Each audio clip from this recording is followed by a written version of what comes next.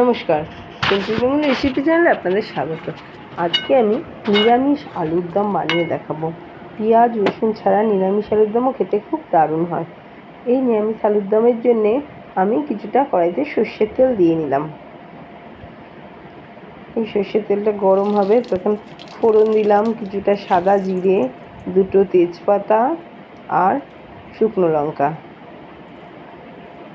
এবার আমি ফোড়নটা একটু তেতে গেছে, এবার আলুটা ভাজতে দিয়ে দেবো। বড় বড় করে কেটে রেখেছি আলুগুলো এবার কেটে ধুয়ে রেখেছি, আলুটা আমি ভাজতে দিয়ে দিয়েছি।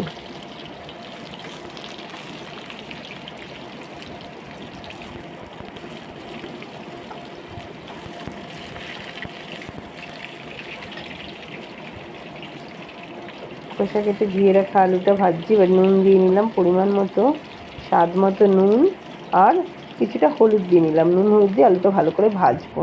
আর এদিকে আমি মশলা রেডি করছি। মশলার জন্য নিয়ে নিলাম 1 চামচ জিরা পাউডার আর 1 চামচ ধনে পাউডার নেব। নিয়ে এটাকে ভালো করে জল দিয়ে একটা মিহি পেস্ট বানিয়ে রাখবো।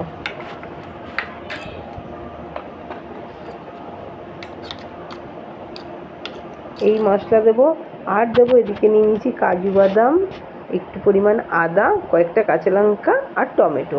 এই কাজু বাদাম, কাঁচা লঙ্কা, আদা, টমেটোরও একটা মিক্সিতে পেস্ট বানিয়ে রাখবো। এবার ওই নুন হলুদ দেওয়া আলুটা আমি এবার ভালো করে ভাজবো।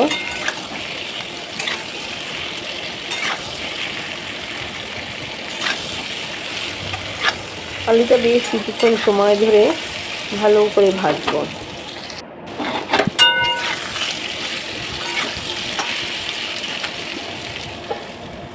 ঢাকা দিয়ে আস্তে আস্তে ভাজলাম। আলুটা ভাজা হয়ে এসছে। ভাজতে ভাজতে কিছুটা পরিমাণ নরমও হয়েছে, সিদ্ধ হয়েছে একটু, কিছুটা অনেকক্ষণ টাইম দিয়ে ভেজেছি। এবার আমি আলুটা মশলা দিয়ে দেবো, মশলা দিয়ে কষাতে থাকবো। জিরাগুলোকে আমি আর একটুখানি জিরার গুঁড়োটা একটু মিক্সিতে ঘুরিয়ে নিয়েছি, ওই জিরার গুঁড়োটা আর ধনের গুঁড়োটা দিয়ে নিলাম। দিয়ে নিয়ে কিছু মিনিট কষাবো। খুব লো স্টিমে কষাতে থাকবো। এবার কিছুটা কড়াইশুঁটি দিয়ে নিলাম আমি এর মধ্যে।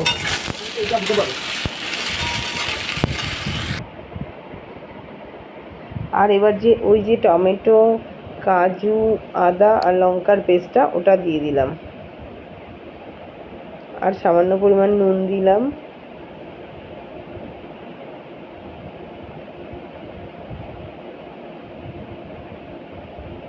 আর কিছুটা পরিমাণ লঙ্কার গুঁড়ো দিয়ে নিলাম।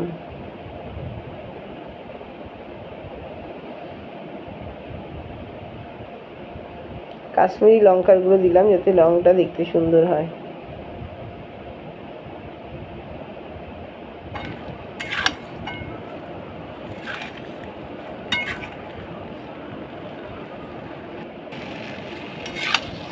বেশ অনেকক্ষণ টাইম নিয়ে লো স্টিমে অনেকক্ষণ ধরে আমি কষিয়েছি। এবার একটু মিক্সিটা ধুয়ে সামান্য পরিমাণ জল দিয়ে নিলাম।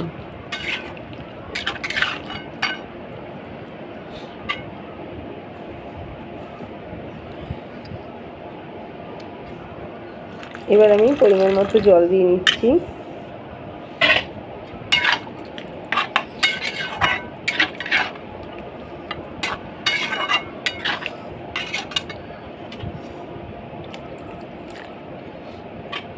পরিমাণ মতো জল দিলাম যাতে আলুটা সিদ্ধ হয়। আলুটা আমি অনেকক্ষণ টাইম নিয়ে খুব আস্তে আস্তে ভেজেছি যাতে ভাজার সময় কিছুটা পরিমাণ সিদ্ধ হয়ে এসছে।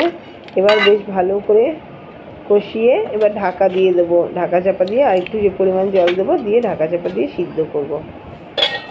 আচ্ছা, ঢাকা দিয়ে দিলাম। লো স্টিমে সিদ্ধ হতে থাকছে। সিদ্ধ হয়ে এসছে প্রায়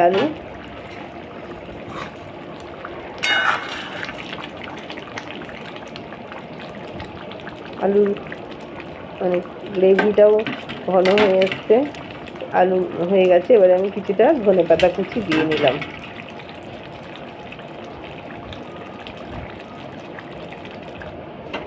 ব্যাস হয়ে গেল আমার আলুর দম রেডি। খুব ঘরোয়াভাবে বানানো, খুব সিম্পলে সহজভাবে বানানো, কিন্তু খেতে দারুণ সুন্দর হয় এই আলুর দম।